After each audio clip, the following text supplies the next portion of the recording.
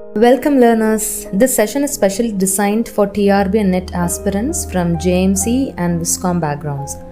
We are diving into the very foundation of communication, the core ideas drawn from Keval J. Kumar, Text Mass Communication in India, pages 1 to 19 is covered in this video.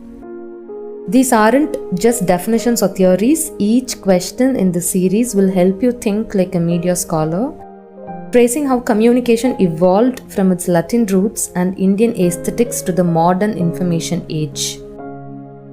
The 50 MCQs you will encounter here are not random practice.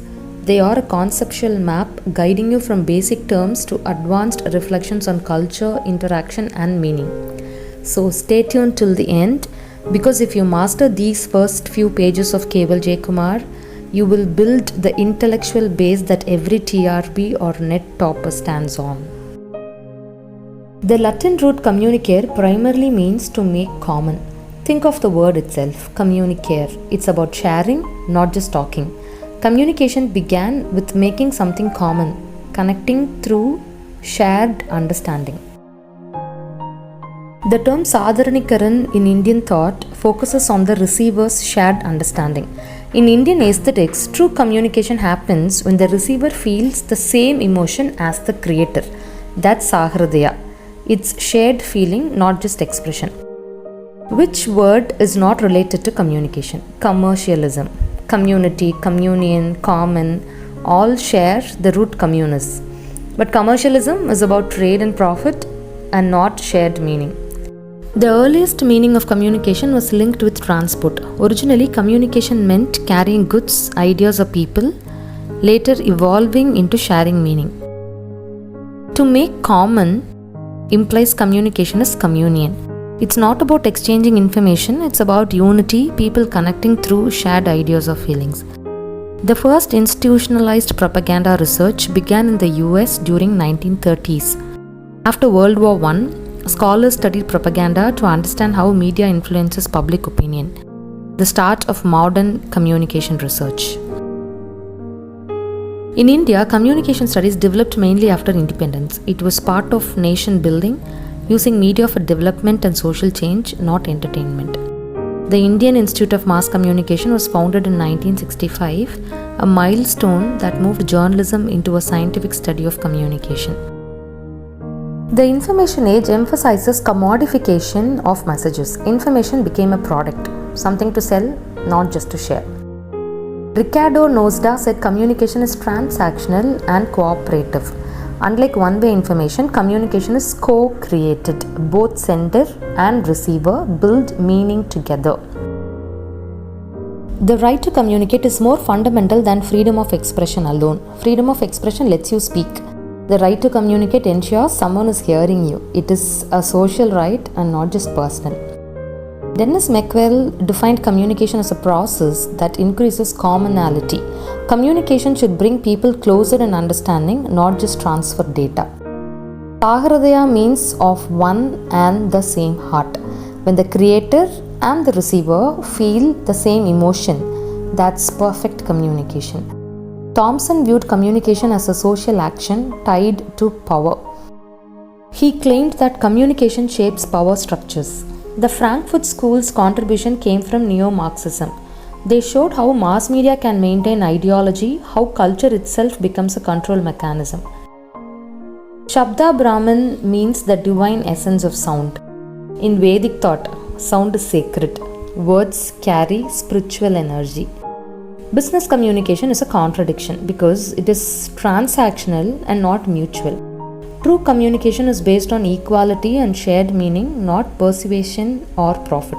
The information explosion shows sensory overload. Too much data numbs the senses. More information, the understanding is less. The dance of the honeybee is an example of a precise animal communication. Each movement conveys direction and distance. It is maybe the nature's survival code. Solitary confinement punishes by cutting communication. Isolation deprives meaning.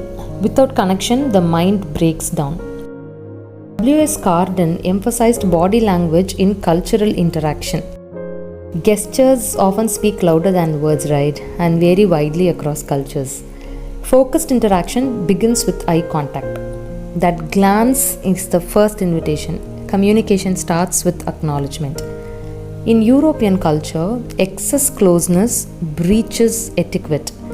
Different cultures have invisible distance rules. Proximity means different things.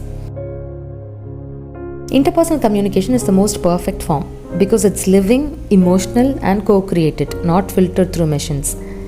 The fatigue stage of communication opens the channel. Hi, or can you hear me?